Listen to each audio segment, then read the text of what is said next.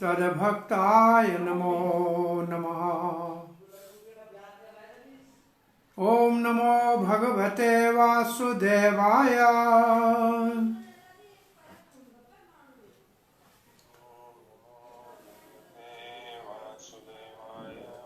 ओम नमो भगवते वासुदेवाय।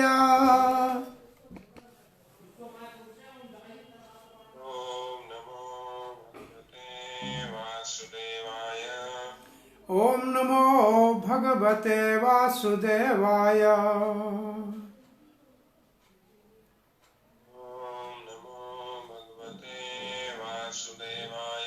नारायणं नमस्कृत्यं नरं चैव नरोत्तमं देवीं सरस्वतीं व्यासं ततो जयमुदीरयेत्। नष्टप्रायेषु भद्रेषु नित्यं भागवत सेवया भगवती उत्तम श्लोकिर्भक्तिर्भवती नैष्टिकी। कृष्णाय वासुदेवाय देवकी नंदनाय च नंदगोपकुमाराय गोविंदाय नमो नमः। जय श्री कृष्ण चैतन्य प्रभु नित्यानंद श्री अद्वैत गदाधर शिवासादि गौर भक्त वृंदा। हरे कृष्णा कृष्णा कृष्णा हरे हरे, हरे राम राम राम हरे हरे। हरे कृष्णा प्रिय पंचशील भक्तविन, दामोदर देश भक्तविन, फेसबुक के भाग्यशाली भक्तों, श्रीमद् भागवत महापुराण के प्रार्थनाओं के अंतर्गत हम परम भागवत मुनि सताम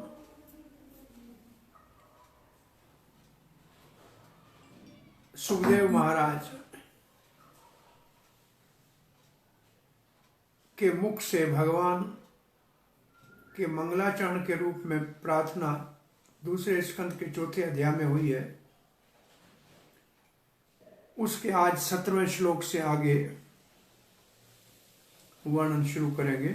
सुखदेव महाराज से परीक्षित, राजा परीक्षित विष्णु रात, जिसको भगवान विष्णु ने स्वीकार किया, जिसकी भगवान ने रक्षा की, उसके प्रश्न पूछने के ऊपर के सृष्टि भगवान कैसे करते हैं, अवतार कैसे लेते हैं, तो सृष्टि का वर्णन करने से पहले भगवान को प्रार्थना करते हुए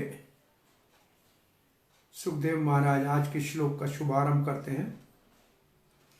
तपस्विनो दान परा यशस्विनो मनस्विनो मंत्र विद सुमंगलै मंगला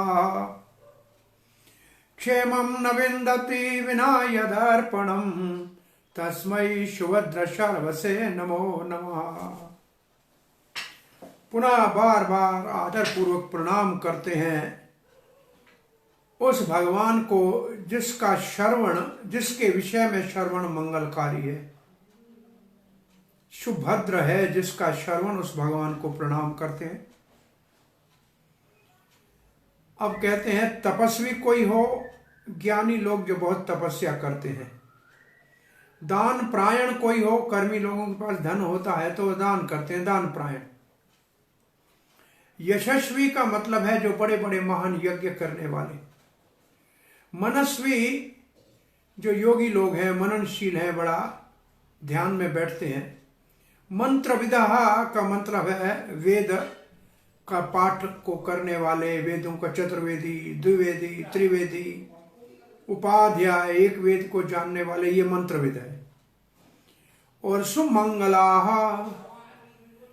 जिनका चरित्र शास्त्र की दृष्टि से बड़ा उत्तम होता है। सुमंगलई, शुद्ध चरित्र वाले। ये 6 हो गए।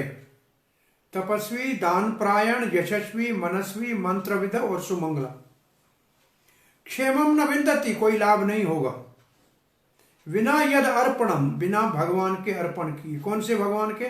जिसकी कथा श्रवण मंगलकारी है, उस भगवान को मैं नमस्कार कर रहा हूं। जिसको प्रणाम करने से इन सबको फल मिलता है, उनको अर्पण करने से फल मिलता है, नहीं तो कोई फल नहीं।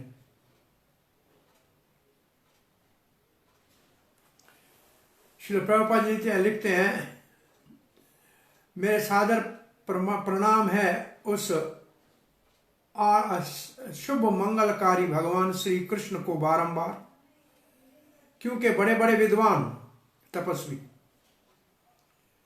बड़े दान प्रायण, विशेष कार्य करने वाले यज्ञ आदि, बड़े दार्शनिक, योगी, वेदों के मंत्र उच्चारण करने वाले वेदवादी और वेदों के नियमों का पालन करने वाले, बिना भगवान को अर्पण करने के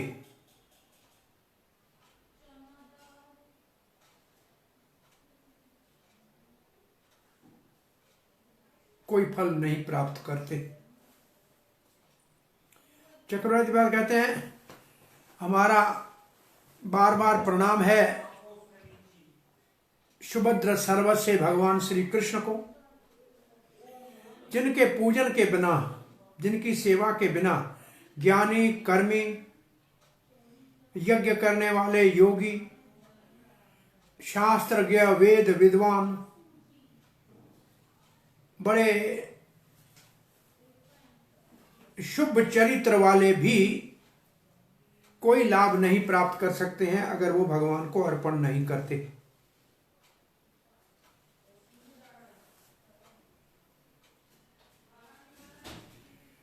इस श्लोक का भाव है, बिना भक्ति के, भक्ति रहित कितने भी उत्तम कार्य हों, बड़े बड़े महात्माओं के हों, फिर भी वो निष्फल होते हैं, बिना किसी फल के होते हैं और उनकी यहां निंदा की गई है। ये श्लोक का भाव है। तपस्वी है ज्ञानी, दान प्रायण है कर्मी, और यशस्वी है विशेष यज्ञ करने वाले, और मनस्वी है योगी, और मंत्रविद है वेद पाठी, वेद पढ़ने वाले, और सुमंगला है शुभ चरित्र वाले। और यह सुभद्र सर्वस्व, इसका अर्थ है बार बार कहा जा रहा है कि श्रवण करना चाहिए, भगवान की कथा का श्रवण करना चाहिए, वही मंगलकारी है हमारे लिए। ये महत्वपूर्ण है।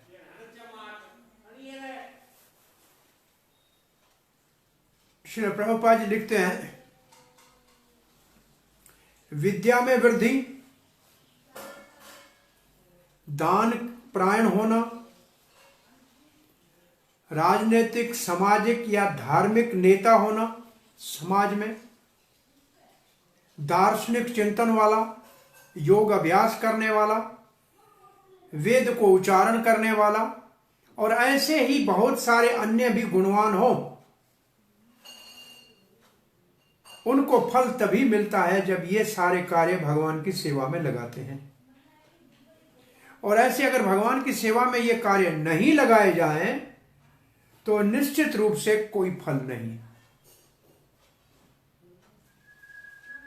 केवल फल नहीं है, नहीं लिखा प्रभुपाद ने, वो उनके लिए दुखदाई है, समस्या का कारण है सामान्य रूप से।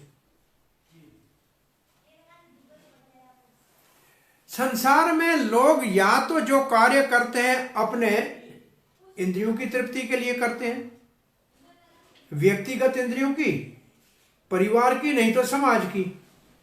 तो एक व्यक्तिगत इंद्रिय तृप्ति और एक विस्तृत इंद्रिय तृप्ति, ये दो प्रकार की इंद्रिय तृप्ति ही समाज में हो रही है। इन दोनों में कोई अंतर नहीं है, प्रभुपाद जी कहते हैं। और प्रभुपाद जी उदाहरण देते हैं, न्याय के नजर में अपने लिए चोरी करना या परिवार के पालन के लिए चोरी करना, इसमें कोई अंतर नहीं है। कोई कहे कि मैंने चोरी की थी, मुझे तो नहीं चाहिए था, मेरे को किसी गरीब का निर्वाह करना था, परिवार का पालन करना था, तो कोई उसको दंड से मुक्त नहीं हो सकता है। तो ऐसे ये दोनों कार्य जो हैं ये बंधन के हैं।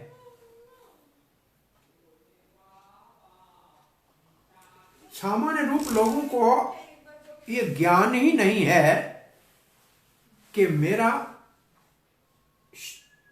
स्वार्थ क्या है। स्वार्थ अपना लोग सामान्य रूप से जानते नहीं है। संसार में हमारा स्वार्थ क्या है ये नहीं जानते।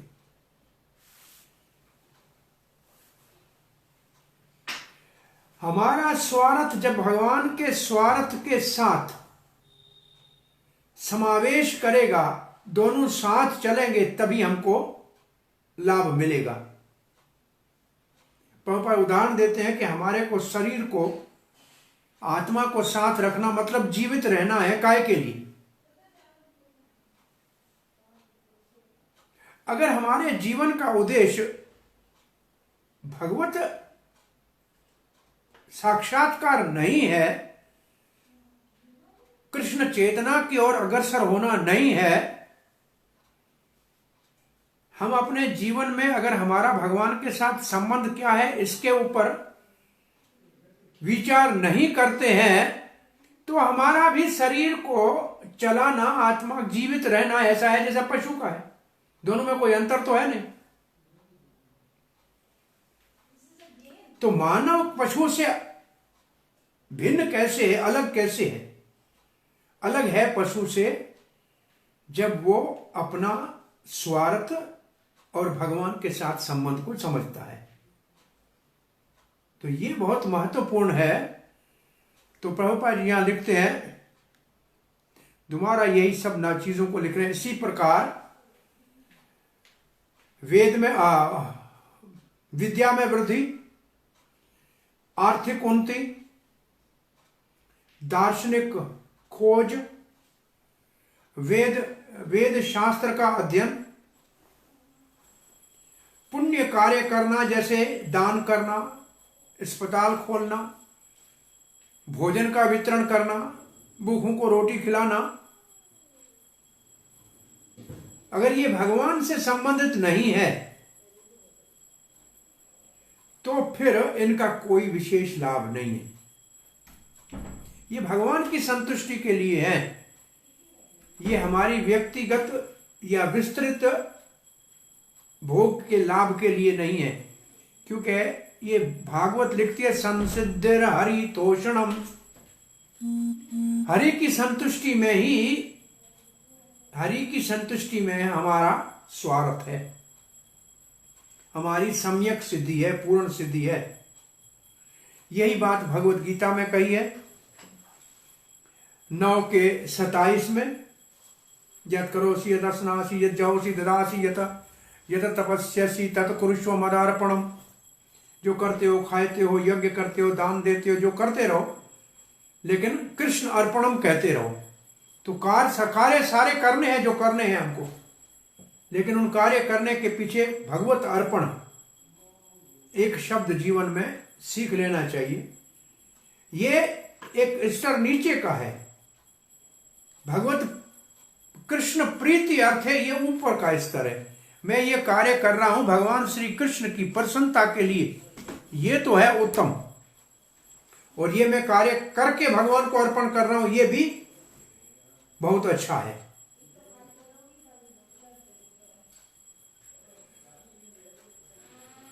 इसलिए ये सब हमारे जीवन में बातें आए। प्रभुपाद कहते हैं बड़े दक्ष बड़े होशियार भगवत भावनाहीन समाज के जो नेता हैं वो प्रयास कर रहे हैं विद्या वृद्धि का और आर्थिक उन्नति का, परंतु भगवत भावना विहीन होने के कारण निष्फल होते हैं, हमेशा बेकार है, व्यर्थ है। इसलिए पहले हमको भगवत कथा सुनना चाहिए, जैसे गीता भागवत में कहा हुआ है, उसको सुनना चाहिए। ये शब्द बड़े अच्छे हैं।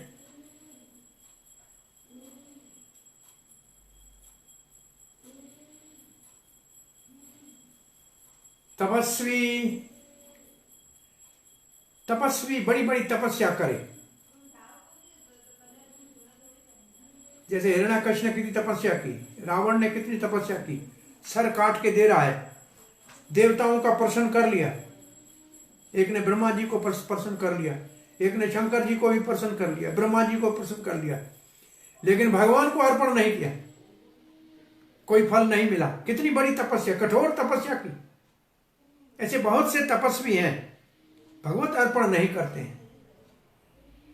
दान परायण निर्ग महाराज कोटि दानों का, गाय का दान करके फिर पानी पीता था, लेकिन भगवत अर्पण नहीं किया। एक गाय वापस आ गई, दूसरे को दान दिया तो गिरगट का जन्म लेना पड़ गया, जोनी में नीचे गिर गया। ये दान देना, बहुत से लोग कहते हैं दान परायण में दान देना भी मुश्किल है।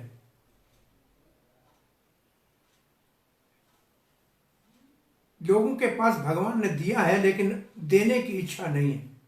एक महात्मा कहते हैं जितने भिखारी आपको कहीं भी भीख मांगते दिख रहे हैं, समझ लो कि अपने पूर्व जन्म में इन्होंने कुछ दिया नहीं है, इसलिए भिखारी हुए। और अब जो नहीं दे रहे हैं, अपने आप को भविष्य में भिखारी बनाने की तैयारी कर रहे हैं। लेकिन फिर भी बहुत लोग कंजूस होते हैं, बहुत धन होने के बाद कंजूस है। वो हम कल सुन रहे थे, एक बार हमने यही सुख स्तुति के ऊपर 4 दिन वृंदावन में कथा किया था, बहुत 3-4 साल हो गए होंगे। तो एक कंजूस सेठ सेठानी मथुरा गए, कंजूस महाकंजूस थे, पूरा परिवार कंजूस था। स्नान करने गए तो धाम के पंडे ने कहा, महाराज धाम हमारा, ये घाट हमारा है, यहाँ स्नान कर रहे हो, आचमन करो। बोलो मैं पढ़ा लिखा हूं, ओम विष्णु विष्णु कह दिया, आचमन कर लिया। अरे भाई कुछ तो लिखना पड़ेगा। अरे कुछ लाए नहीं है। सेठानी तुम लाए हो? नहीं हम भी नहीं लाए। कोई बात नहीं। पंडित जी ने कहा आप संकल्प करके लिख जाओ, हम आपके घर आके ले लेंगे, एड्रेस दे दो। एड्रेस दे दी, 1.25 रुपया देंगे। 2-3 महीने के बाद पंडित जी घर आ रहा है। सेठानी ने पंडित जी को आते देखा, कहा सेठ जी वो मथुरा वाला पंडा आ रहा है। बोला कोई बात नहीं, सफेद चादर डाल लो। बोला सेठ जी मर गए और तुम बैठ के रो। अब पंडित जी घर में जैसे प्रवेश किया, सेठानी रो रही है, पंडित जी चला गया। अरे पंडित जी, सेठ जी चले गए। पंडित जी कहता है भगवान हम भी धाम के पंडे हैं, अगर आए हैं तो हमको बहुत अच्छा क्रियाकर्म करना आता है, और नहीं तो हमारे यजमान का क्रियाकर्म अपने हाथ से करके जाएंगे। कोई बात नहीं, हमें भी बहुत दुख हुआ। तो सेठानी ने कान में कहा कि ये जा नहीं रहा है, बोला क्रियाकर्म करेगा। सेठ जी कहने लगे अब मैं बूढ़ा हो गया हूं, खाता हूं, कुछ करता तो हूं नहीं, ले चलो शमशान में, इकट्ठी करो लकड़ियां। बच्चे तो महाकंजूस से लकड़ियां ले आए और कंधे पे उठा के शमशान में ले गए। पंडा साथ जा रहा है क्या? हम भी धाम के पंडे हैं, किसी को छोड़ते नहीं है, लेकिन ये तो महाकंजूस है। पंडित जी ने देखा कि ये तो आग लगा के मरने को भी तैयार था। कहा कि मुझे एक मंत्र आता है, मैं भी धाम से आया हूं, मुझे इसके कान में एक मंत्र कहने दो, हो सकता है उठ जाए। महाराज कृपा करो। महापंडित जी ने कान में जाके कहा सेठ जी सुनो, 1.25 रुपया दान का मैंने आपको छोड़ दिया, मैं काट दिया मेरे खाते से, अब तो उठ जाओ। सेठ जी उठ के बैठ गए। तो इतना लोग कंजूस हैं कि वचन किया हुआ भी देने को तैयार नहीं होते। ऐसे दान के लिए कहा गया है कि अगर उल्टे हाथ में पैसे पड़े और देने का मन करे और कहो कि नहीं उल्टा हाथ जो है अपवित्र है, सीधे हाथ में रख के दूंगा, इतना भी देर कर दी तो मन कहेगा इतना देने की क्या जरूरत है। दान करने की इच्छा हो तत्काल करना चाहिए। बरसात का भरोसा नहीं, मेहमान का भरोसा नहीं। दान का विचार आए और उस वक्त नहीं किया तो बात बदल जाएगी। तो दान उदारता से ये सब लोग करते हैं, तब इतने बड़े मंदिर बने हुए, धामों में इतने मंदिर बने, इतने आश्रम बने हैं। ये सब दान करने वालों का है। लेकिन ये सब दान बेकार के हैं जब तक भगवान को अर्पण नहीं किए जाए। अन्य स्थानों पे प्रभुपाद ने लिखा है कि दान असल में वो है जो भगवान के सेवा में किया जाए, भगवान के प्रचार के कार्य में किया जाए, वो सबसे उत्तम दान है। दान तो बहुत से है, भूमि दान है, गाय दान है, अन्न दान है, स्वर्ण दान है, लेकिन ये सब जो है भगवत अर्पण। इसलिए भगवत गीता में हम पढ़ के आए थे, जब भी ये दान करना हो ओम तत्सत ऐसे कह के फिर दान करना चाहिए कि ये भगवान के लिए दान करना है, यशस्वी बड़े बड़े यज्ञ। अब देखो वृंदावन में इतना बड़ा यज्ञ कर रहे थे चतुर्वेदी पंडित, भगवान श्री कृष्ण ने ग्वाल वालों को भेजा कि हमारे को भूख लगी है, भोजन तो दिया नहीं। तो यज्ञ कर रहे हैं लेकिन भगवान के मांगने के ऊपर नहीं दे रहे हैं, तो यज्ञ कौन सा भगवान उस यज्ञ से संतुष्ट होंगे? तो यज्ञ करे लेकिन भगवत अर्पण नहीं हो तो कोई लाभ नहीं है। ऐसे योगी बड़ी योग के अभ्यास करे, सिद्धियां प्राप्त करे, लेकिन भगवत अर्पण नहीं है तो ऐसे योगियों का भी कोई लाभ नहीं है। कितना बड़ा तपस्वी और योगी है दुर्वासा, अम्बरीश महाराज की भक्ति के सामने हाथ ऊपर करके खड़ा हो गया कि धन्य है आपकी भक्ति, हमारा योग, हमारी तपस्या तुच्छ हो गई आपकी भक्ति के सामने, क्योंकि भगवत अर्पण नहीं है। मंत्र विद्या भी बताया, बड़े बड़े मंत्र करने वाले चतुर्वेदी कर रहे थे यज्ञ। ऐसे बहुत से सुमंगली लोग हैं, कहते हम ईमानदार हैं, हम क्या करेंगे, कथा नहीं सुनेंगे, गीता नहीं लेंगे, परंतु हमारा जीवन जो है धार्मिक है, ये सुमंगली है, तो भगवान की सेवा नहीं करेंगे। तो ऐसे सब लोग, बहुत से समाज में ऐसे लोग हैं लेकिन भगवत अर्पण नहीं है, भगवत भक्ति रहित हैं। प्रभुपाद जी ने तो उसका कहा समाज में ये सब लोग नेता बने हुए हैं, लेकिन ये लोगों की न आर्थिक उन्नति कर सकते हैं और न विद्या की वृद्धि कर सकते हैं, ये तो समस्याएं ही खड़ी कर सकते हैं। इसलिए भगवत गीता और भागवत का श्रवण करना चाहिए। अब हम बहुत महत्वपूर्ण श्लोक पढ़ने जा रहे हैं जिसका तात्पर्य बहुत लंबा है, और ये श्लोक प्रभुपाद जी प्राय उद्धृत किया करते थे। किरात हुणांद्र पुलेंद पुलकशा आभिर शुंभ यवना खसादया ये अन्य च पापा यदपाश्रयश्रिया शुद्ध्यन्ति तस्मै प्रभविष्णवे नमः। प्रभविष्णवे नमः। प्रभुता, भगवान विष्णु जिसकी प्रभुता, किसी युक्ति का, किसी लॉजिक का जरूरत नहीं है, वो अपनी शक्ति से किसी को भी शुद्ध कर सकते हैं। ओम विष्णु विष्णु कहने से बाहर से अंदर से कोई व्यक्ति शुद्ध हो जाता है। शुद्ध्यंति, शुद्ध हो जाते हैं, तस्मै, इसलिए प्रभु विष्णुवे नमः। अब सर्वस्वे सुभद्रे सर्वस्वे वाला प्रार्थना, पहले नमस्कार फिर सुभद्रे सर्वस्वे, अब ये एक प्रभु विष्णु है और इसके बाद है भगवान हमसे प्रसन्न हो, प्रसीदते। तो प्रभुता, विष्णु जिसकी प्रभुता है, शक्तिशाली है, वो शुद्ध कर देते हैं किसको? जो अपाश्रयाश्रया, अपाश्रय का मतलब भक्त और आश्रय का मतलब उसका शरण लेना, जो भक्तों का शरण लेता है, जो भक्तों का शरण लेता है उसको भगवान विष्णु पवित्र कर देते हैं। ये कैसे लोग हैं? दो प्रकार के लोग हैं, एक जन्म से पापी हैं, एक कर्म से पापी हैं। एक जन्म से पापी जिनका जन्म ही इन जातियों में हुआ है, ये पाप जातियां हैं। किरात हुण आंदर पुलिंद पुलकशा आभिर शुंभ यवन आ खस आद्य, आद्य का मतलब और भी पापी, आद्य का मतलब पाप कर्म करने वाले। एक इस जन्म के पापी होते हैं और एक पूर्व जन्म के पाप के कारण ऐसी जूनियों में जन्म होता है। ये अन्यापि पापा, और भी कोई पापी हो, पाप कर्म करने वाला हो, अगर वो भगवान के शरणागत भक्तों का शरण ले लेता है तो निश्चित रूप से भगवान विष्णु जो बड़े शक्तिशाली हैं, प्रभु विष्णु हैं, वो उनको शुद्ध कर देते हैं। श्री प्रभुपाद जी के तात्पर्य में भूगोलिक महाभारत के अंतर्गत इन सब जातियों का वर्णन है और कुछ भविष्यवाणियां हैं, और फिर तात्पर्य में समाज के सुधार के लिए, विश्व कल्याण के लिए कृष्ण भावना अमृत संघ बहुत बड़ा दायित्व निभा सकता है। तो आइए इसका भाव पढ़ते हैं।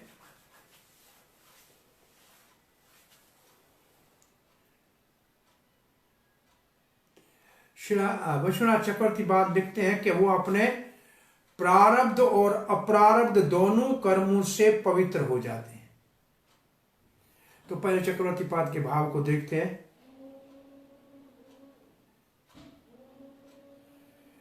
जो पापी, निंदनीय पापी है, जिनकी निंदा की जाती है, ऐसे पापी है, वो भी लेस मात्र थोड़ी भक्ति का सहारा ले तो सफल हो जाता है उनका जीवन। लिखते हैं चक्रवर्ती पाद, जिनका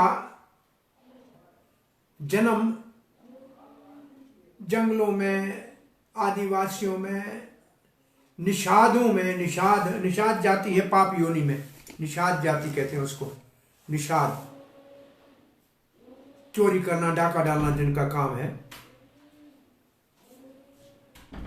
और यहां लिखा है एक का जन्म पाप के कारण है और दूसरे पाप कर्मा है। एक पाप करते हैं और एक पाप के कारण जन्म ऐसा मिला है। एक पाप योनि कहते हैं और एक पाप कर्मा कहते हैं। उपाश्रय का मतलब भक्तों का संग लेना। ऐसे भक्तों को गुरु के रूप में स्वीकार करके उनके मार्गदर्शन में चले तो वो निश्चित रूप से शुद्ध हो जाएंगे भगवान की कृपा से। इसका अर्थ यह है कि भक्ति प्रारब्ध और अप्रारब्ध दोनों कर्मों को नाश करती है। प्रारब्ध का मतलब यह है कि हमने कुछ ऐसे कार्य पाप किए थे तब इन जातियों में जन्म मिला, अब शुद्ध हो गए, अब भगवान की भक्ति करने के लिए अधिकारी हो गए। और अप्रारब्ध का मतलब है और भविष्य में कितने और जन्म लेने होने हैं वो सब खत्म हो गए। तो भक्ति ये दोनों को शुद्ध कर देती है। वो पाप योनि से भी पवित्र हो जाते हैं। इसका मतलब प्रारब्ध कर्म समाप्त हो गया।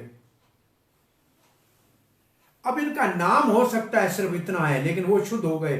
फिर ये श्लोक लिखते हैं जो प्रभुपाद जी ने लिखा है कि अर्चय विष्णु शिलाधीहि, भगवान के विग्रह को पत्थर समझना, गुरुषो नरमति, और शुद्ध सतगुरु को सामान्य मानव समझना, वैष्णवे जाति बुद्धि, और भगवान विष्णु का जिसने शरण लिया है, जो भक्त है, उसको जाति से पहचानना कि ये नीच जाति का है, ये अपराध है, ये पद्म पुराण में अपराध माना गया।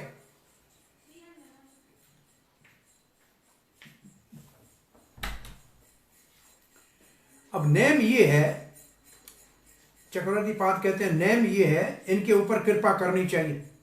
ये भागवत में नेम लिखा है, इनको भक्ति सिखानी चाहिए। दूरे हरि कथा केचित दूरे च अच्युत कीर्तनात्, जो बेचारे अपने पाप जूनी के कारण, अपने पाप कर्मों के कारण हरि कथा से दूर हैं, अच्युत कीर्तन से, कृष्ण कीर्तन से दूर हैं। कौन? स्त्रिया शूद्र आद्यस, स्त्री है, शूद्र है, वह और भी जो है, चैवते अनुकंपया भवादृशम, उनके ऊपर कृपा करनी चाहिए। महात्माओं को, आप जैसे को, उनको हरि कथा सुनानी चाहिए, हरि कीर्तन सुनाना चाहिए।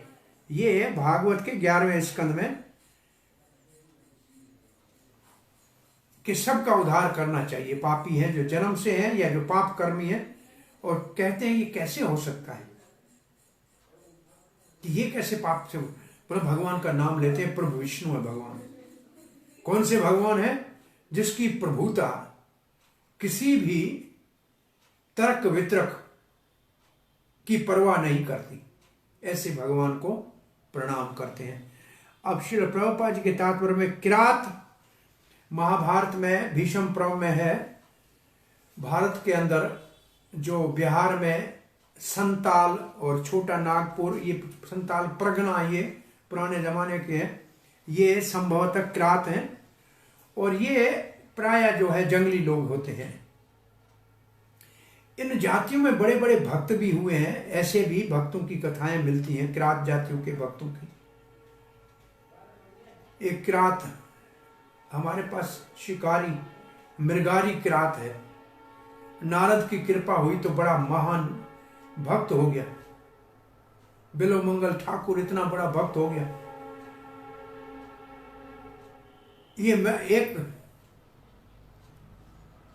किरात की कथा बताते हैं कि जंगल में रहते हुए साधु के पास, साधु को देखा, शिकारी तो था लेकिन भारत में जन्म लिया था तो संस्कार तो थे साधु को प्रणाम करने के। साधु को प्रणाम किया और कहा कि आज साधु का दर्शन हुआ है, जो शिकार मिलेगा साधु का दे दूंगा, भेंट दूंगा महाराज को। एक हिरण जीता पकड़ा के लाया और बोला महाराज महाराज, कुटिया में कहा ये आपको भेंट देने आया। बोला इसको खोलो खोलो, ये जीवित को क्यों पकड़ के लाए? बोला महाराज खोलूंगा तो भाग जाएगा। बोला फिर क्या करोगे, जंगल में रहते हो, ये शिकार नहीं करोगे तो वो क्या करोगे? महाराज ने कहा ये शिकारी है, इसको साधु सेवा का भाव है।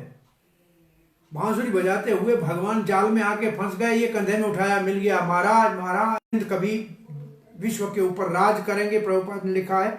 तो ये पुलिंदु का वर्णन है, और ये क्षत्रिय राजा थे पहले, फिर ये मलेच्छ हो गए क्योंकि उन्होंने वैदिक धर्म छोड़ दिया, और फिर ये आगे चल जाके, जैसे प्रभुपाद जी कहते हैं मलेच्छ किसको कहते हैं, जैसे कोई मुसलमान इस्लाम को नहीं मानता उसको काफिर कहता है। राज करेंगे, ऐसे ये भी भारत पे राज करेंगे, इसका वर्णन है आभिरों का। और यहाँ प्रभुपाद ने लिखा है कि यूनान से सिकंदर आया और आभिरों से मोहम्मद गोरी आया, और इन्होंने भारत के ऊपर शासन किया। तो ये सब जो यहाँ भविष्यवाणी की हुई है वो सत्य हुई है। और प्रभुपाद जी कहते कौन है आभिर, ये कौन थे? ये तो क्षत्रिय थे। ये परशुराम के क्षत्रिय संहार के समय सिंधु नदी को पार करके दूसरी तरफ चले गए थे, और फिर वहां समय के प्रभाव से उनको वैदिक सारी रीतें जो है वो लुप्त होती गई वहां। और फिर वहां लिखा है काकेशियन हिल्स, ये जो कोकस पर्वत जो है वहां की तरफ जाके ये छुपे थे। आभिर, उसको आभिर देश कहते हैं। और शुंभ कनक इनका भी नाम है, कनक देश, शुंभ देश। और यवन, महाराज ययाति के पुत्र का नाम था यवन, जिसको राज दिया था तुर्की का। और त्रिवसु महाराज का दूसरा पुत्र ययाति का। ये समय के प्रभाव से क्षत्रिय थे और बाद में ये सब यवन हो गए, तो यवन के पुत्र हैं इसलिए इनको यवन कहते हैं। और महाराज के अश्वमेध यज्ञ के समय सहदेव ने जीता था।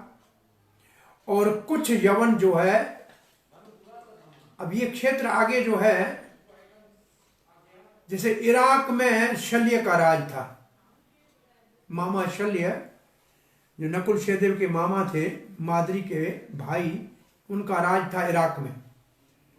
तो ये जो कुछ इस देश के लोग दर्शन में चलें तो ये शुद्ध हो जाते हैं। और प्रभुपाद जी कहते हैं इन देशों में यीशु मसीह ने, ईसा ने, हजरत ईसा ने और हजरत मोहम्मद ने, दो बड़े शक्तिशाली भक्तों ने भगवान के बहुत बड़ी सेवा की है, लोगों को प्रचार करके सद्मार्ग पे लाने का प्रयास किया। धरती के ऊपर ऐसे इन दोनों, ये पूर्व जो यूनान हो या ये अरब, पूरा ये जो क्षेत्र है यहाँ, इन दोनों ने बड़ा कार्य किया है।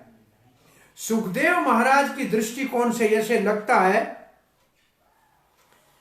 कि समाज में भगवत भक्तिहीन राज्यों का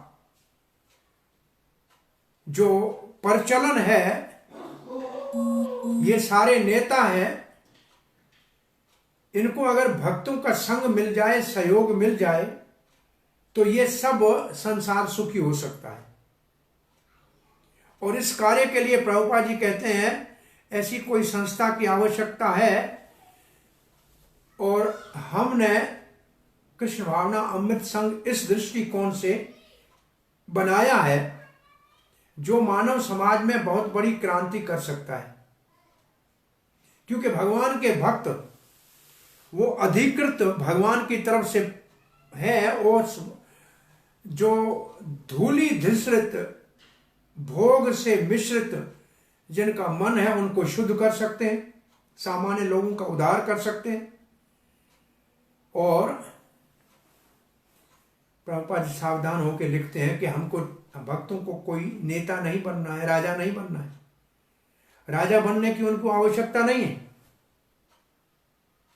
राजा जो है वो रहे, नेता जो वो है रहे, वो जो राजनीतिक है वो रहे, सामाजिक जो व्यक्ति है वो अपनी जगह पे रहे, परंतु इनको मार्गदर्शन करने वाले भक्त होना चाहिए, जिनका देखना क्या है भक्तों को कि ये नेता लोग कई सामान्य लोगों को भगवत मार्ग से पथ भ्रष्ट न कर सके। इसलिए भगवान श्री चैतन्य महाप्रभु ने जैसे नाम संकीर्तन के माध्यम से आवाहन किया है विश्व के कल्याण का, और यहां सुखदेव गोस्वामी आगे कह चुके हैं यद कीर्तनम यद स्मरणम यद आहरणम। तो ये जो कार्य जो चैतन्य महाप्रभु ने कहा है और जो यहां सुखदेव महाराज कह रहे हैं, ये लोगों के हृदय में बहुत बड़ा परिवर्तन ला सकता है, और ऐसे पापी लोग भी शुद्ध होकर भगवत धाम जाने के अधिकारी हो सकते हैं। और ये बात प्रभुपाद कहते हैं हमने बहुत स्थानों पे पहले भी आपको कही है। ये जो भक्ति का मार्ग है, ये वैष्णव जो मार्ग है, ये किसी के विरुद्ध नहीं है, ये सबको साथ ले चल सकता है। और ये वैष्णव शक्तिशाली इतना है कि वो दूसरे किरात हो या हूण हो, ये यवन कितने भक्त हुए हैं। ये अपने वृंदावन में गोकुल में समाधि है बहुत बड़े पठान भक्त की। चैतन्य महाप्रभु ने ऐसे बहुत से पठानों को भक्त बनाया था। रस खान की समाधि है। वो रस खान दिल्ली में किसी एक वैष्णव के छोटे बच्चे से बड़ा प्रेम हो गया, रोज घोड़े पे घुमाने जाता था। वो वल्लभ संप्रदाय का भक्त था। एक बार संत वहां आया, उसने कहा ये पठान बच्चे को ले जाता है, हमें डर लगता है। रस खान को कहा इस बच्चे को ले क्यों जाते हो खान साहब? बोला बच्चा अच्छा लगता है। बोला क्या दिखता है? बोला इसमें अल्लाह का नूर दिखता है। बोला तुम्हारे को अल्लाह दिखा दूं तो? बोला अल्लाह तो नूर है, नहीं दिखता है। तो महाराज के पास फोटो था, दिखा दिया कि ये श्री कृष्ण। और इसको ढूंढने के लिए ब्रज में घूमे, पूरा ब्रज छान मारा, और निधि वन में उसको भगवान श्री कृष्ण का राधा के चरण सेवा करते हुए दर्शन हुआ। और फिर ब्रज के अंदर तुलसी की मालाएं डाल के एक मन जितने और सदा ही घूमते रहते थे। ऐसे बहुत से यवन भक्त हुए हैं भक्तों के संग से। अब इनके ऊपर और चर्चा करें पुरानी, उसको क्या करें। श्रील प्रभुपाद के संग से इन सारे देशों के अंदर भक्त हुए हैं, आज हैं, और हम सब उसको प्रमाण से देख सकते हैं। और वो कितनों के जीवन में परिवर्तन ला रहे। तो ये कार्य हो सकता है। श्रील प्रभुपाद जी लिखते हैं, भगवत गीता में भी लिखा है, ये स्त्रिया शूद्रास वैश्यास तेपि यान्ति परम गतिम। कोई भी भगवान का शरण ले सकता है। ये कृष्ण भावना का विज्ञान दिव्य है। भगवत गीता श्रीमद् भागवत दिव्य है। कोई भी व्यक्ति विश्व के किसी भी कोने से भक्त बन सकता है और इसका हृदय पवित्र हो सकता है। भले पापी कितना भी कोई हो, अगर वैष्णव का संग करेगा तो शुद्ध हो जाएगा। इसलिए वैष्णव गुरु पूरे विश्व में कहीं भी शिष्य बना सकता है, बिना किसी जाति पाति के भेद के, और उनको शुद्ध वैष्णव बना सकता है। और जो एक वैदिक ब्राह्मणिकल सभ्यता है, शुद्ध सभ्यता है। प्रभुपाद जी अब लिखते हैं कि ये जो वर्ण आश्रम है इतना बिगड़ चुका है, इसको अब सुधारना बहुत मुश्किल है। कहाँ? जहाँ का सामाजिक, राजनीतिक और आर्थिक व्यवस्था ही उल्टी हो गई है। पहले ब्राह्मणों का सम्मान था, अब धनी व्यक्तियों का सम्मान है। पहले राजा महाराजों का सम्मान था, अब जो है नीच जाति वालों का सम्मान है।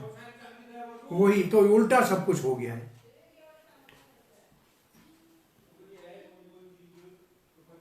इसलिए वैष्णव कोई भी बन सकता है। भगवान श्री चैतन्य महाप्रभु ने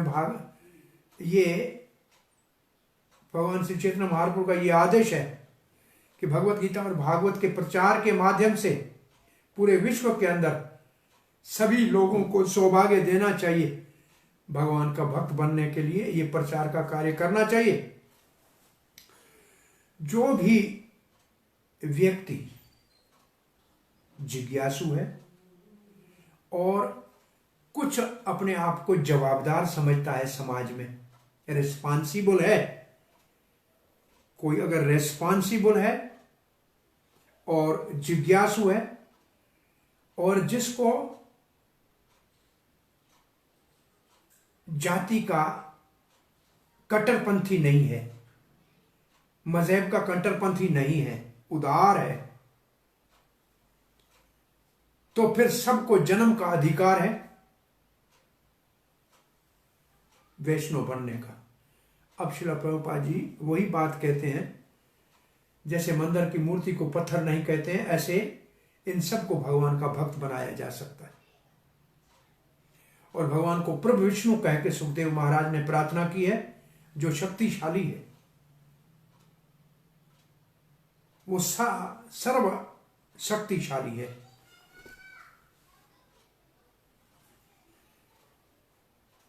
जैसे भगवान मूर्ति के रूप में, अर्च विग्रह के रूप में भक्तों से सेवा लेते हैं, इस प्रकार से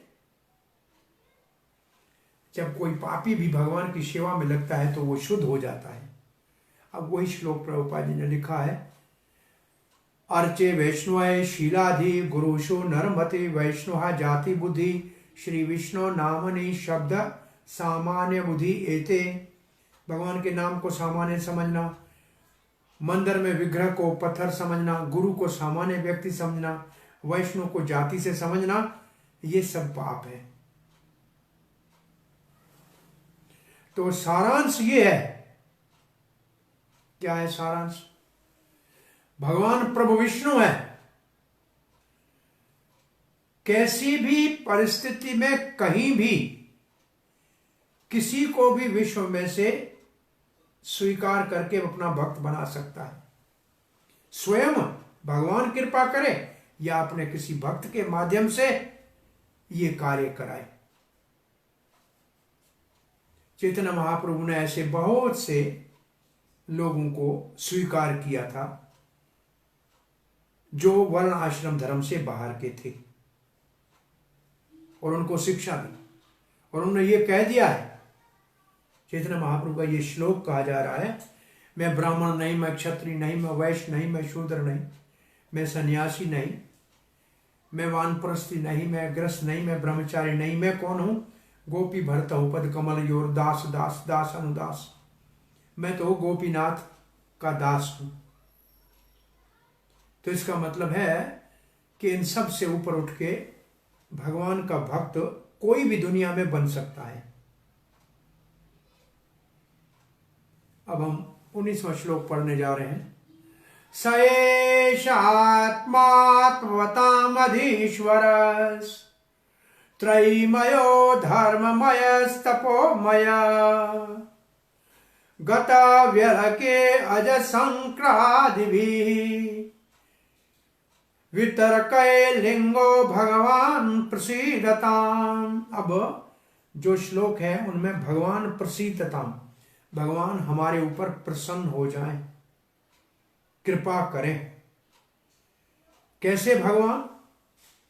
स एष, वो भगवान, आत्मवतान, आत्मवतान जैसे धनवान होता है ना, जिसके पास धन होता है वो धनवान, ऐसे जिसने आत्मा का साक्षात्कार किया वो आत्मवान। तो आत्मवान का मतलब है आत्म साक्षात्कार किया हुआ व्यक्ति। स एष आत्मा, वो भगवान। आत्मवताम मां का मतलब है आत्म साक्षात्कार किया हुआ ज्ञानी। अधीश्वरस, उनका स्वामी है, अधीश्वर है। और किसका अधीश्वर है? त्रयीमयो, जो तीनों वेदों का अध्ययन करते हैं। त्रिमयो, तीन वेद। त्रिमय, त्रि मतलब तीन होता है। वेद, वेद मूर्ति भगवान, जो वेद मूर्ति भगवान है। धर्ममया, जो धर्म की मूर्ति है भगवान। तपोमया, जो तप की मूर्ति है भगवान। ऐसा भगवान मेरे ऊपर प्रसन्न हो। और फिर कहते हैं गत वैली कहा। गत का मतलब खत्म करना, वैलिक का मतलब कपट, कपट रहित। ये वैलिक के वही शब्द है जो हम भागवत के मंगलाचरण के दूसरे श्लोक में जहां शब्द निर्मत्सर पढ़ा था, वहां पढ़ा कैतव धर्म। कैतव और गत वैलिक की एक ही बात है। इसका मतलब चीटिंग प्रोपेंसिटी, कपट रहित, कपट रहित व्यक्ति अगर कोई है। अज ब्रह्मा जी अजन्म, शंकर भगवान भोलेनाथ शिव, आदि भी लक्ष्मी कुमार, ये चार वैष्णव संप्रदाय के अधिपति। वितर्क्य लिंगो, वितर्क लिंगो, वितर्क लिंगे का बिना किसी तर्क किए हुए बड़े आदर से और सम्मान से ऐसा भगवान जिसका शंकर जी और ब्रह्मा जी आदि पूजन करते हैं, वो मेरे ऊपर प्रसन्न हो जाए। तो यहां भगवान जो परमात्मा है, जो सारे आत्म साक्षात्कार क्यों करने वालों का अधीश्वर है, जो वेद का मूर्तिमान स्वरूप है, जो धर्म शास्त्रों का और तपस्या का अधीश्वर है, जिसकी ब्रह्मा शंकर आदि पूजन करते हैं। ये कैसे हैं? ये गत वैली कहें, निष्कपट भाव से करते हैं।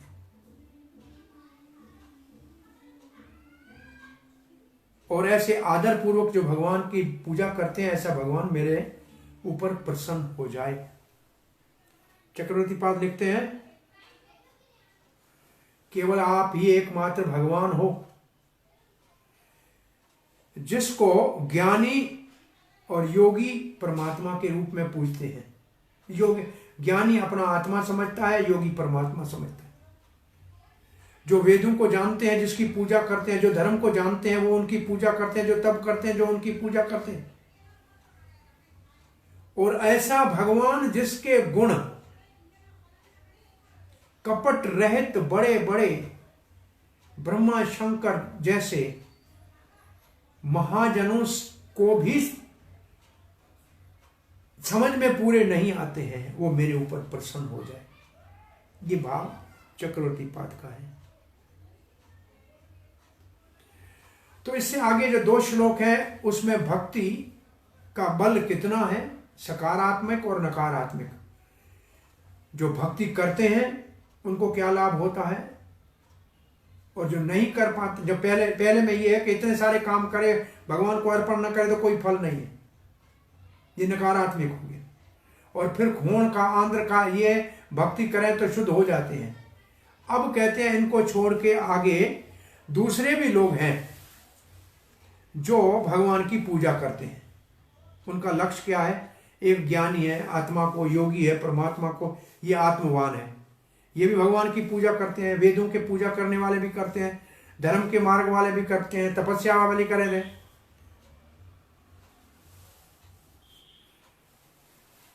फिर भी भगवान के गुणों को जाना नहीं जा सकता है। उनके द्वारा भी जो कपट रहित हैं जैसे कि ब्रह्मा और शंकर आदि, तो फिर सामान्य लोग कैसे भगवान को जान सकते हैं? फिर ज्ञानी और योगी की क्या बात करें, जो अभी तक इच्छाओं से तो मुक्त हुए ही नहीं। ये भाव है चक्रवर्ती पाद का। श्रील प्रभुपाद जी लिखते हैं,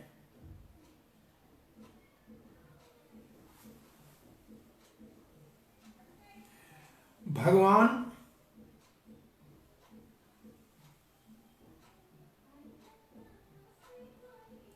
सभी मार्ग के लोग जो भगवान को पाना चाहते हैं उनके स्वामी हैं।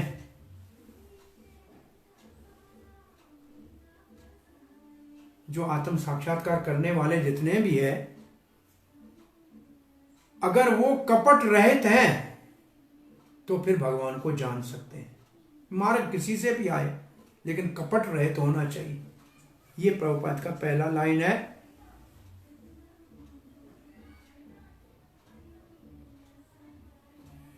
सभी मार्गों के स्वामी, परंतु जान भगवान को वही सकता है जो कपट रहित है, प्रीटेंशंस नहीं। सभी अमर शांति चाहते हैं, नित्य शाश्वत शांति चाहते हैं, नित्य जीवन चाहते हैं, सनातन जीवन चाहते हैं। और चाहे वो वेद का अध्ययन करते हो या धर्म का मार्ग के ऊपर चलते हो या तपस्या करते हो या ज्ञान का संशोधन करते हो या योग का अभ्यास करते हो या कोई शुद्ध भक्त हो, लेकिन सबका उद्देश्य एक ही है।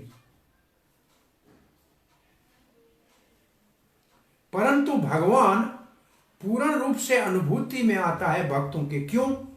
क्योंकि वो कपट रहित है। तो दूसरों में कपट क्या, दूसरों में कुछ ना कुछ वहां शब्द लिखा था, कैसे है वो? कैतव धर्म क्या है? चीटिंग। चीटिंग कपट ही है। उसमें कुछ भोग, उसमें क्या है? प्रभुपाद जब 3 बातें लिखते हैं। जो आत्म साक्षात्कार में मार्ग पे हैं वो या तो कर्मी है या ज्ञानी है या योगी है या भक्त है। 4 प्रकार के हैं। कर्मी जो है कर्म का फल का चाहते हैं, इसलिए उसको कहते हैं भुक्ति कामी। ज्ञानी है ब्रह्म में लीन हो जाना चाहते हैं, इसलिए उनको कहते हैं मुक्ति कामी। योगी है वो अपने योग की सिद्धियों को प्राप्त करना चाहते हैं, वो सिद्धि कामी।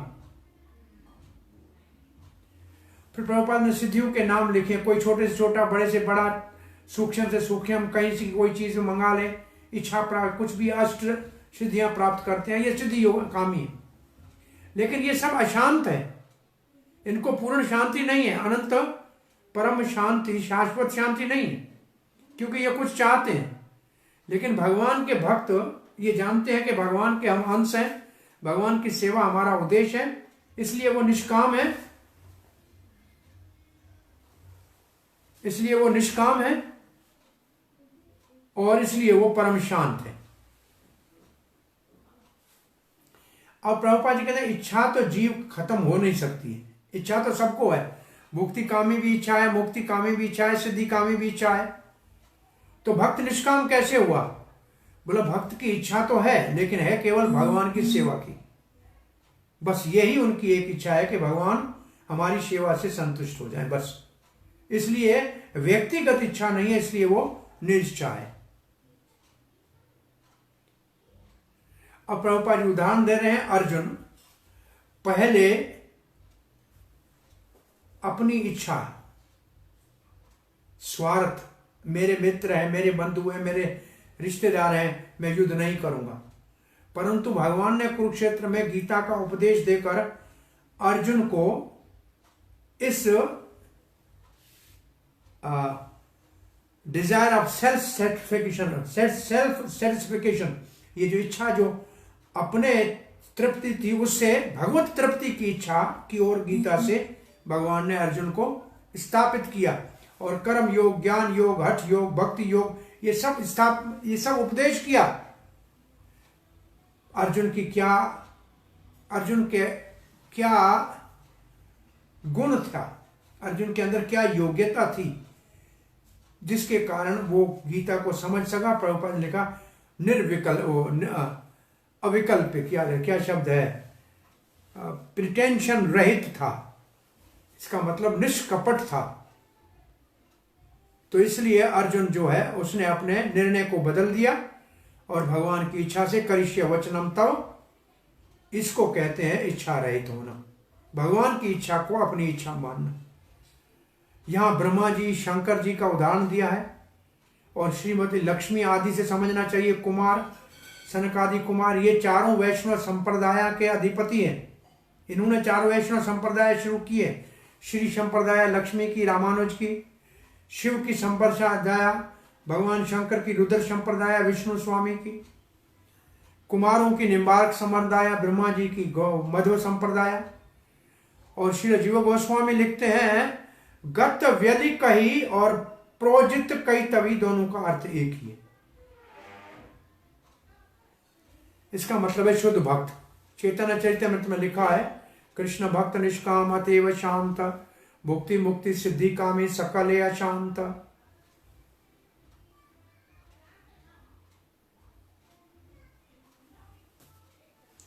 भक्त इसलिए प्रशांत है क्योंकि उसको व्यक्तिगत कुछ नहीं चाहिए, केवल भगवान की सेवा करना चाहता है, यही इच्छा है। तो निर्णय क्या लिखा,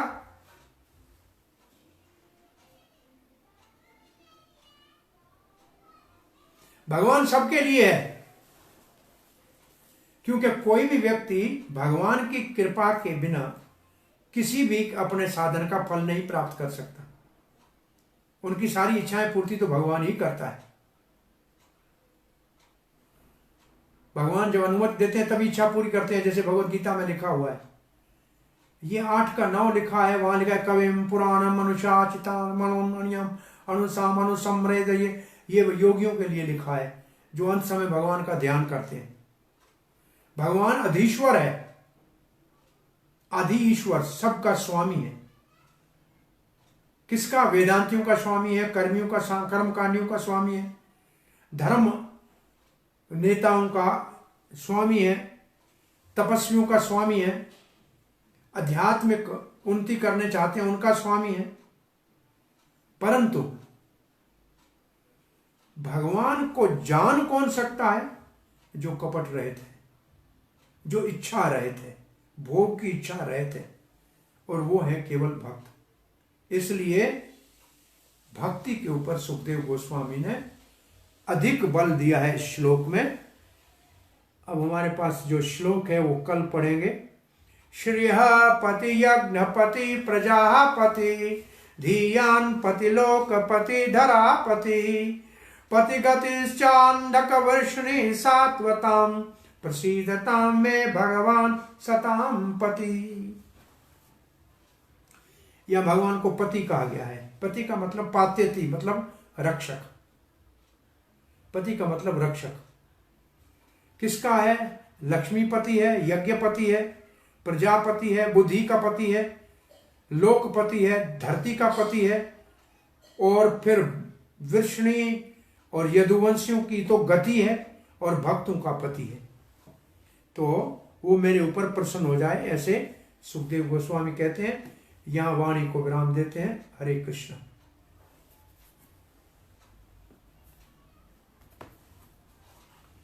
कोई प्रश्न जिज्ञासा है? हरि बोल।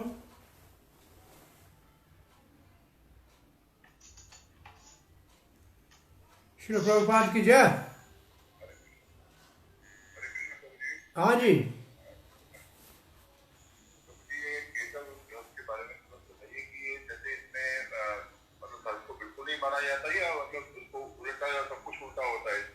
क्या?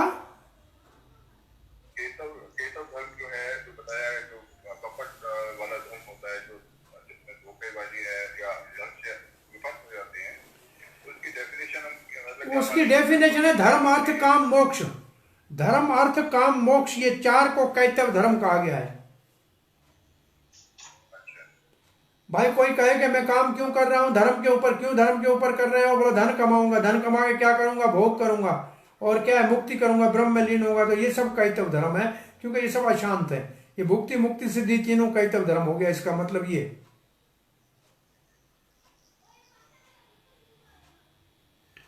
धर्म से कोई लेना देना नहीं, तो ये तो अपने स्वार्थ के लिए है। हाँ, कपट रहित होकर भगवान को जाना जा सकता है।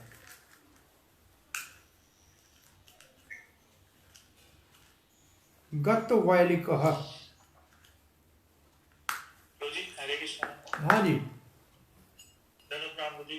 तो जी एक बार मुझे याद है, आप इस लेक्चर में तो नहीं, आपने एक बार पहले किसी लेक्चर में आप एक पर्पट पढ़े थे, वहां आपने बोला था कि जो भक्त हैं उनमें भी बहुत कम है जो असली में भगवत धाम जाना चाहते हैं। ऐसा एक पर्पट एक बार आपने एक लेक्चर में पढ़ा था और आपने बोला था, तो ये प्रभुपाद जी का पर्पट था। तो उसमें उसको इस तरह से कैसे समझे कि हम उसमें भी जो एक ये वाला भाव आया था,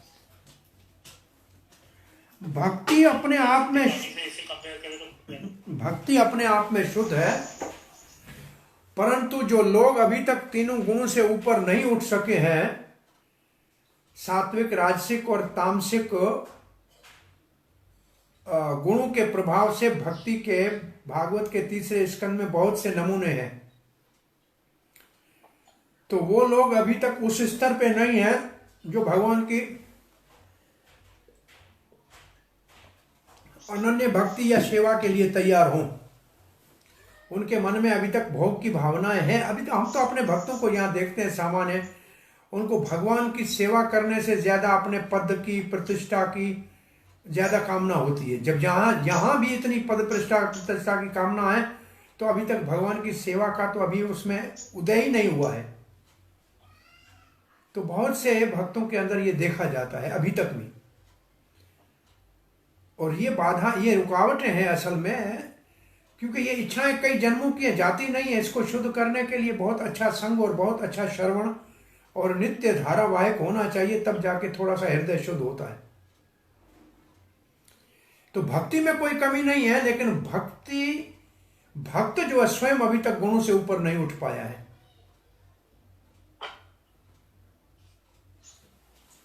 भक्ति तो परम शुद्ध स्वतंत्र है।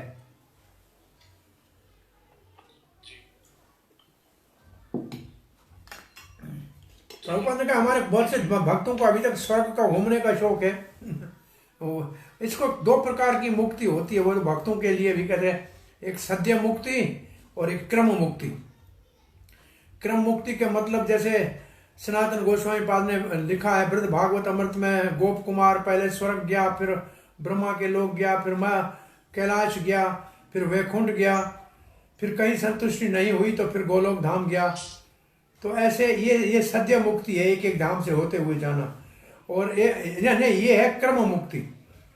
और सद्य मुक्ति है सीधा भगवान के धाम जाना, और कहीं देखना नहीं है। देख के क्या करेंगे, कोई लेना नहीं है तो देखना क्या, जिस रास्ते जाना नहीं उसको देखने की क्या जरूरत है।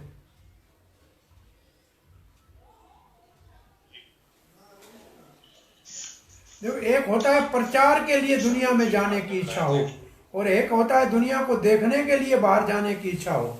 तो हमने देखा है बहुत दोनों प्रकार के लोगों को देखा है। प्रभुपाद जी गए थे अमेरिका, देखना नहीं था, प्रचार करना उनका उद्देश्य था।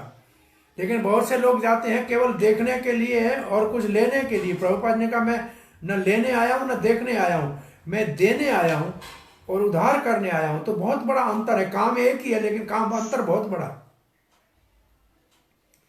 तो भक्ति में भी शुद्ध भक्त और अभी जो मध्यम अधिकारी, उत्तम अधिकारी और कनिष्ठ अधिकारी में अंतर है। हरे कृष्णा। जी जी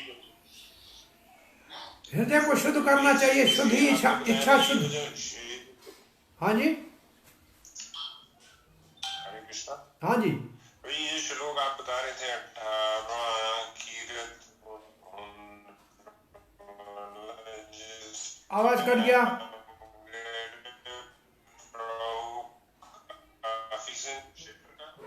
आवाज कट गया। आपके पास आपकी आवाज दोबारा से रिपीट कर दिया, आ रही नहीं। क्या बोला आपने, सुना क्या बोला? हाँ जी बोलिए। ये जो श्लोक है आपने कहा था ना कि प्रभुपाद जी ने ये श्लोक जो है इसका काफी एम्फेसिस दिया है, कोट किया है, 18वां वाला जो है कीरत होना। हाँ, किरात होना, ये तो कहा बहुत बार प्रभुपाद ने इसके ऊपर मतलब प्रवचन करते हैं कि सभी लोग भक्त बन सकते हैं। हाँ जी, तो तो अच्छा, मेन रीजन यही है हाँ क्या लोग कि भक्ति कोई मतलब भक्ति इसका मतलब है। और प्रभुपाद का तात्पर्य भी इसी श्लोक में है कि वैष्णव कोई भी बन सकता है। चैतन्य महाप्रभु ने कहा कीर्तन से किसी को भी वैष्णव बनाया जा सकता है और वैष्णव पूरी दुनिया में शिष्य बना सकता है। पूरी दुनिया के सुधार के लिए वैष्णव को असल में सरकार को सुझाव देना वाला होना चाहिए। ये प्रभुपाद का एक प्रकार से आप ये देखिए कि जिसको कहा जाए कि हम सबको एक इंस्ट्रक्शन है कि ये हमारा उद्देश्य होना चाहिए, कैसे हम जो राजनीतिक नेता है उनके मंत्रिमंडल जैसे होता है ऐसे उनके लिए ब्राह्मणिकल काउंसिल बन के उनको मार्गदर्शन करें ताकि लोगों को धर्म के मार्ग पे चलाया जाए। ये भाव ये है असल में प्रभुपाद जी के तात्पर्य का कि भक्तों को राजा बनने की इच्छा नहीं है, राजनेता बनने की इच्छा नहीं है, लेकिन भक्तों को राजनेताओं को सही मार्ग पे चलाने की जरूरत है।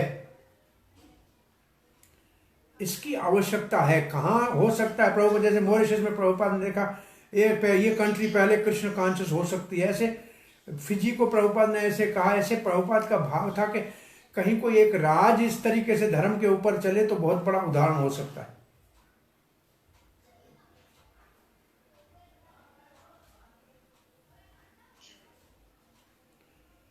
और प्रभुपाद ने लिखा कि आजकल कहाँ राजा जो है वो 3rd 4th क्लास आगे आएगा। मेरे 3rd और 4th क्लास के लोग हैं जो राज कर रहे हैं, तो वो कहाँ से धर्म के ऊपर चल सके। 3rd क्लास का मतलब वैश्य, 4th क्लास का मतलब शूद्र। यही शासक हैं दुनिया के आजकल।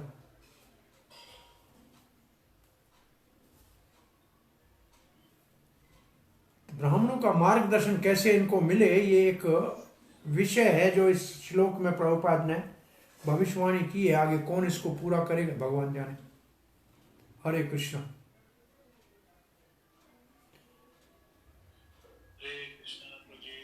सार्वभौम प्रभु जी की गौर भक्त वृंद की जय। हरे कृष्ण। हरे कृष्णा। आपका फोटो देखा भागवत लेते